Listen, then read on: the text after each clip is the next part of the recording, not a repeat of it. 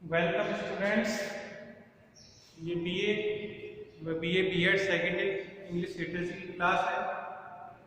इसके अंदर अपन पीपी शैली को पढ़ रहे हैं और पीपी शैली की जो पोएम हमारे सिलेबस में है उसका नाम है ode to the west wind. सबसे पहले हमने पीपी शैली के बारे में पढ़ा था, उसके बाद हमने पहला स्टेंजा पढ़ा, फिर हमने सेकंड स्टेंजा पढ़ा। अब तक हमने 2 स्टेंजे पढ़ लिए हैं और जैसा कि पहले बताया गया है, फर्स्ट स्टेंजा के अंदर हमने वेस्ट विंड के प्रभाव को देखा था। और फर्स्ट स्टेंजा के अंदर वेस्ट विंड का प्रभाव जो था वो अर्थ या ग्राउंड पर बताया गया है, पृथ्वी पर बताया गया है। दूसरे स्टेंजा के अंदर वेस्ट विंड का प्रभाव जो है वो स्काई यानी आसमान में बताया गया है। दोनों प्रभाव हमने पढ़ लिए हैं। अब हम वेस्ट विंड के प्रभाव को तीसरा प्रभाव पढ़ेंगे जो ओशियन पर है या वाटर पर है। तो इसका प्रभाव कहाँ पर है? Effect of west wind on the ocean. Stanza का टॉपिक क्या है? Effect of west wind on the ocean. Ocean माने समुद्र या वाटर, पानी के ऊपर हम वेस्ट विंड के प्रभाव को देखेंगे। जैसा कि मैंने पहले बताया, पोएम आपके सामने होनी चाहिए, तभी आप इसको पोएम आपको अच्छी तरह समझ में आएगी, एक एक सब समझ में आएगा। अब हम पढ़ रहे हैं वेस्ट विंड का प्रभाव ओशियन के ऊपर क्या है। मतलब कहने का मतलब ये है, वेस्ट विंड एक पावरफुल विंड है, जहाँ भी जाती है अपना प्रभाव छोड़ती है, तबाही मचाती है, और वो एक संकेत है पुरानी चीज़ों को समाप्त करने का, वो एक नई चीज़ को लाने का। जो रूढ़िवादी चीज़ें हैं उसको समाप्त करेगी। वो एक गोल्डन एज, ये न्यू आइडियाज जो हैं, इनोवेटिव आइडियाज जो हैं, उनको लेकर आएगी। तो अब हम देख रहे हैं वेस्ट विंड का प्रभाव ओशियन के ऊपर क्या होता है, एक एक लाइन को पढ़ते हुए। तो पहली लाइन इस प्रकार है, बाबू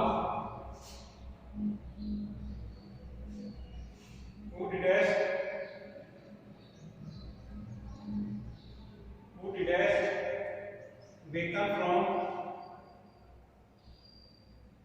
waken from its summer dreams,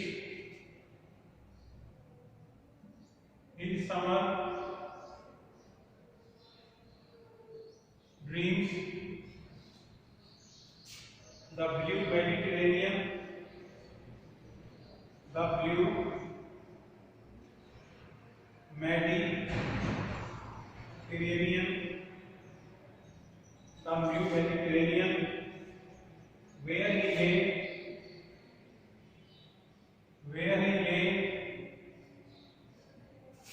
lulled by the coil of crystalline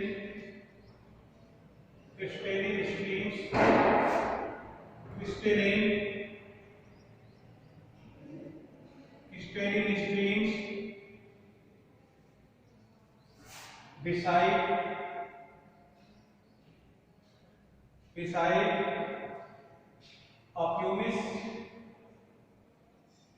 a pumice island in Bays Bay,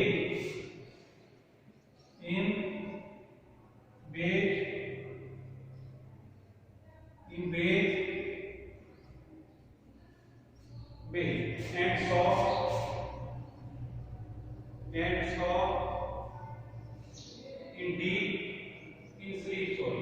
saw in sleep,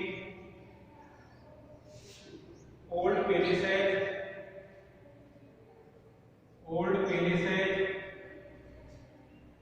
and towers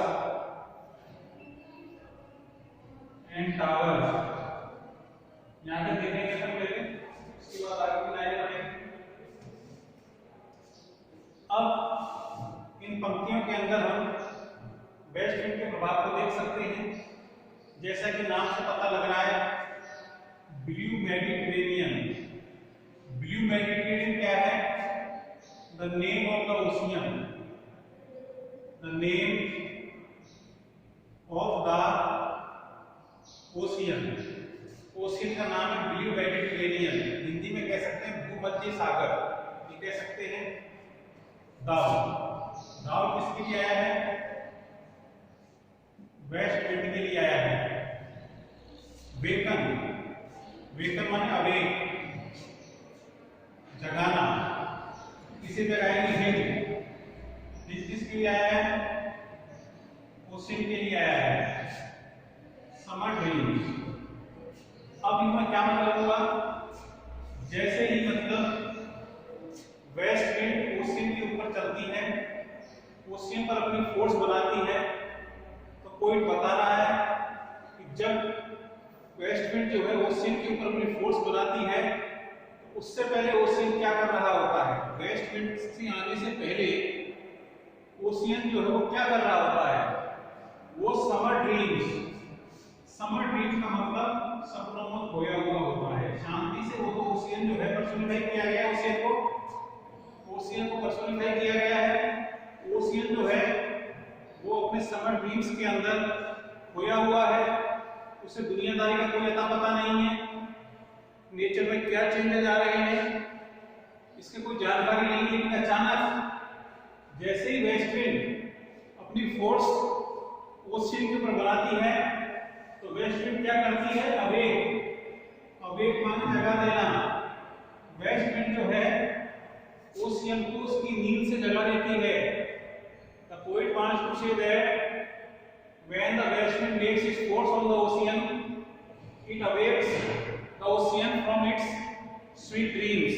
ocean जो है जो अपने मीठे मीठे सपनों में खोया हुआ है, वो अचानक उठ जाता है। किससे उठता है? By the force of the west wind, waste wind की फोर्स से। और ये ओशियन का नाम दिया गया है the blue Mediterranean. The blue Mediterranean is the name of the ocean where he lay. ही का मतलब ओशियन के लिए आया है, ही किसके लिए आया है? पर्सोनिफाई किया गया है इसको भी, ओशियन को यहाँ पर्सोनिफाई किया गया है। पर्सोनिफाई का मतलब एक तरह का ह्यूमन बीइंग की तरह को ट्रीट किया जा रहा है। पर्सोनिफाई मतलब क्या होता है? ओशियन को एक ह्यूमन बीइंग की तरह ट्रीट किया जा रहा है। जहाँ ओशियन जो है ये मैंने लेटा हुआ था, लर्ड, लर्ड का मतलब म्यूजिक सुनना, by the coil of crystalline streams. Crystalline माने क्लियर, साफ सुथरी, स्ट्रीम जानते हैं धाराएं, कोइल माने फ्लो, कोइल का मतलब फ्लो। ओशियन जो है क्लियर स्ट्रीम जो है उसकी फ्लो से जो म्यूजिक निकलता है उसको सुनकर उसे तो नींद आ रही थी। वो तो कुछ सोया हुआ था, मदमस्त था, उसे कोई चिंता नहीं थी। लेकिन जैसे ही वेस्ट विंड ओशियन के ऊपर गिरी, तो ओशियन की नींद खुल जाती है, वो जाग जाता है। ओशियन कहाँ पर था? प्यूमिस, प्यूमिस का मतलब होता है ब्यूटीफुल। प्यूमिस का मतलब क्या होता है? ब्यूटीफुल, ब्यूटीफुल, सुंदर। आइलैंड जानते हो आप? In bays bay, bays bay is the name of a place. Bay क्या है? Name of a place, the name of a place, एक प्लेस का नाम है। बे जानते हो खाड़ी होती है, तो बे जो बे है उस खाड़ी के अंदर एक ब्यूटीफुल आइलैंड है, उसके पास एक ब्लू मेडिटेरेनियन नाम का एक ओशियन है, जो मतलब क्लियर स्ट्रीम्स के फ्लो से जो म्यूजिक निकल रहा है उससे वो सो रहा है और वो सपनों में लिप्त है। मतलब ocean is lost in dreams, sweet dreams भी कह सकते हैं, and saw in sleep. Ocean अपनी नींद में क्या क्या देख रहा है ये बताया कोई ने कि सपने में ओशियन क्या देख रहा है। सपने में क्या देखते हैं? अपन अपनी मेमोरेबल थिंग्स देखते हैं जो बीत चुकी हैं, होने वाली हैं। तो ओल्ड पेजेस है, पुराने जो पेजेस हैं उनको वो देख रहा है। एंड टार्स, और टार्स को देख रहा है, टावर्स जो होते हैं उनको वो देख रहा है। तो इतनी लाइनों के अंदर कोई भी बताना चाह रहा है, ओशियन के बारे में बता रहा है से ओशियन को जगह देती है, ओशियन उठ जाता है। लेकिन फिर यही बताया पॉइंट है कि वेस्ट विंड के आने से पहले ओशियन किस कार्य में लिप्त था, in which activity the ocean was engrossed, the thing has been told by the poet also. तो ये हमने जानकारी ले ली किस तरह ओशियन जो था उस समय ड्रीम्स के अंदर लिप्त था और उसको जगा दिया गया। लेकिन जैसे उसकी फोर्स बढ़ी तो जो ओशियन जो था वो जग गया। आगे क्या होता है आगे की पंक्ति में देखेंगे, हम आगे की लाइंस के अंदर देखेंगे।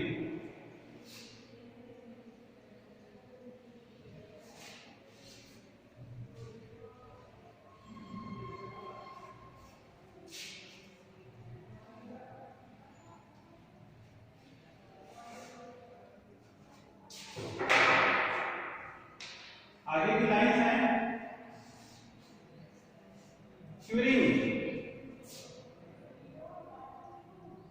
quivering within the waves intenser way, within the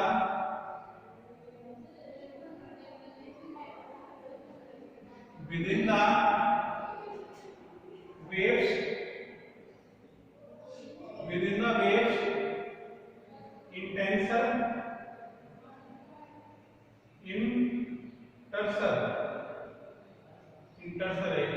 में deep they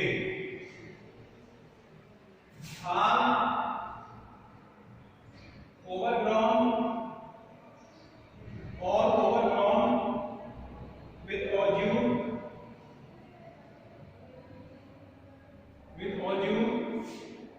moss and flowers,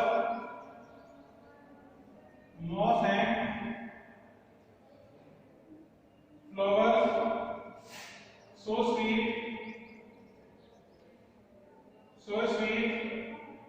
the sense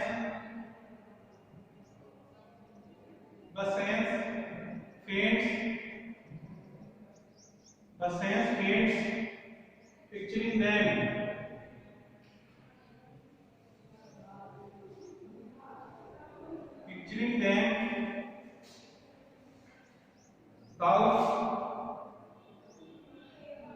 down for whose path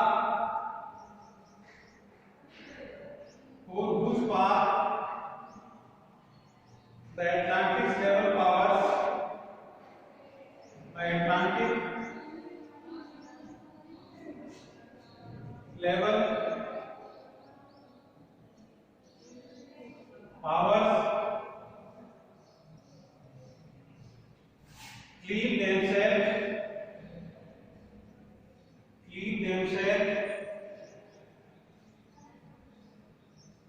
into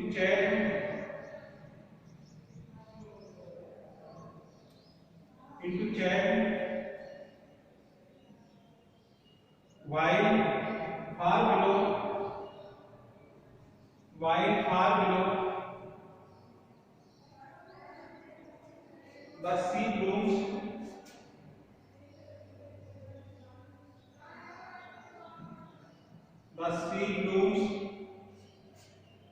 and ozee woods, and the ozee woods which wear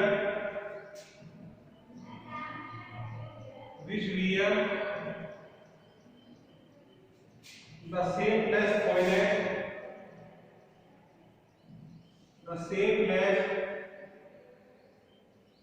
foliage of the ocean,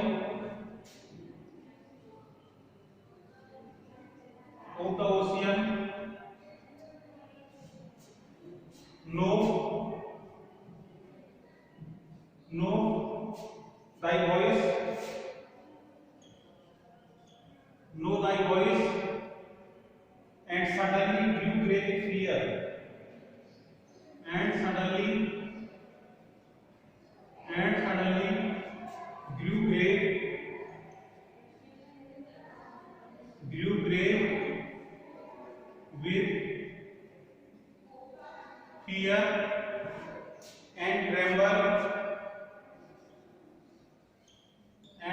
tremble and despoil themselves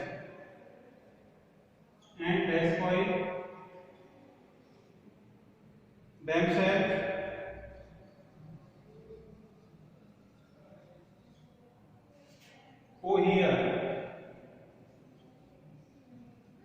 ये आपका third stage है।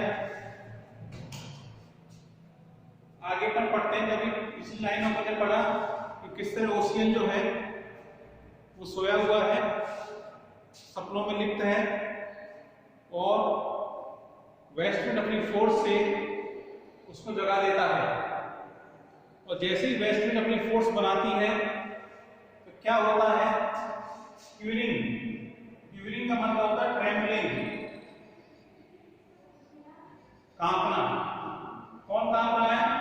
The ocean जो है वो थरथराने लगता है, कांपने लगता है, हिलने लगता है।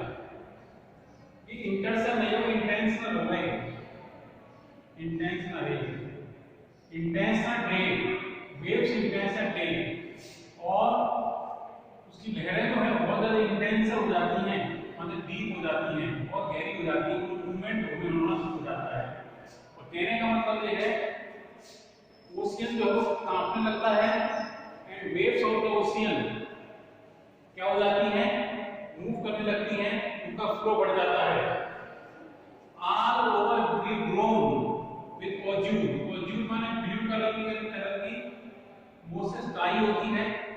और समुद्र के अंदर जो भी काई है, पेड़ पौधे हैं, फ्लावर्स हैं, सरफेस पर समुद्र की सरफेस के ऊपर पानी होता है, उसकी जो गहराई होती है उसमें बहुत सारे फ्लावर्स होते हैं, प्लांट्स होते हैं, वेजिटेशन होती है।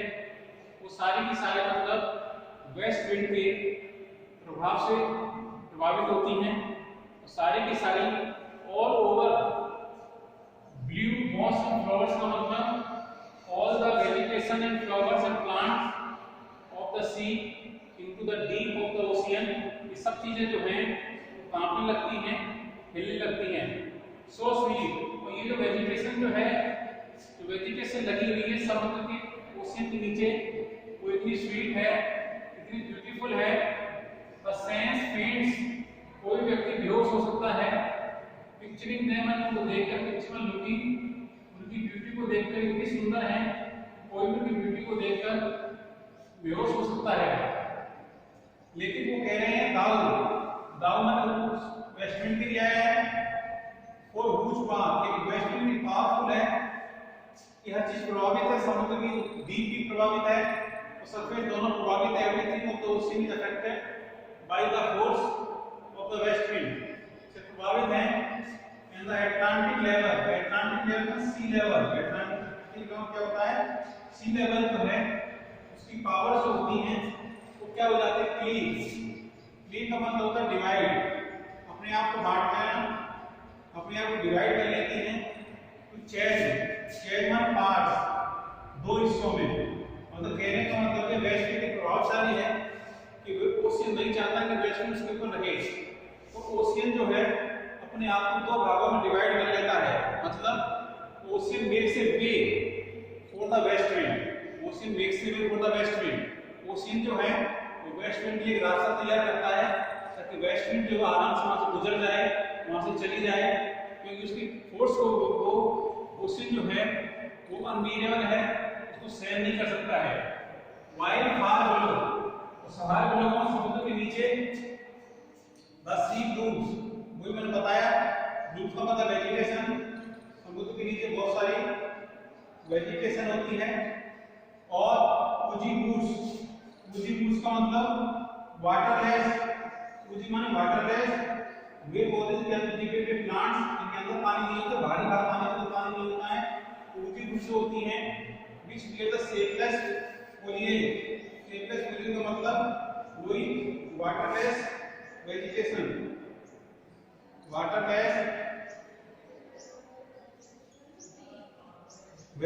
से ये मतलब इसका मतलब।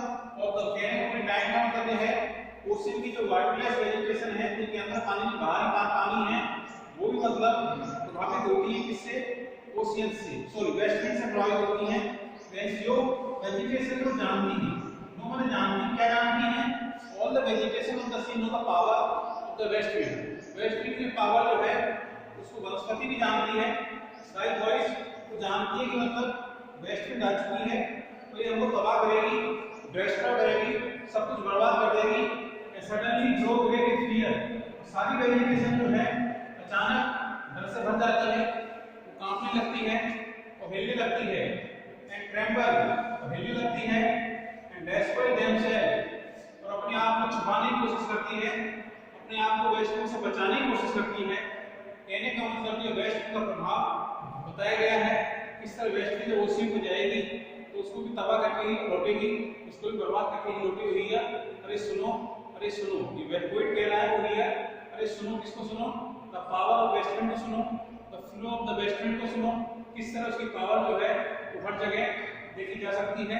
पहले स्टेज के अंदर पृथ्वी पर, दूसरे स्टेज में आसमान पर, और तीसरे स्टेज के अंदर पढ़ लिया है किस तरह ओशियन के ऊपर हम उसकी पावर को देख सकते हैं, उसके प्रभाव को हम देख सकते हैं। अब हमने तीनों जगह से प्रभाव को देख लिया है। अगले दो स्टेज जो है उनके अंदर वेस्ट विंड से कोई जो है अपनी कंपैरिजन करेगा, अपनी तुलना करेगा। कैसे कंपैरिजन करेगा ये हम अगली क्लास में देखेंगे, नेक्स्ट पीरियड में देखेंगे। ठीक है, thank you for this class. इसे एक बार समझ नहीं आए वीडियो को दोबारा देखें, कोई सामने होनी चाहिए तभी आपको समझ में आएगी। पढ़ाने से पहले कोई को पढ़ लें एक बार, ताकि उसके विचार जो है आपके दिमाग में अच्छी तरह बैठ जाए। Okay, thank you for this class.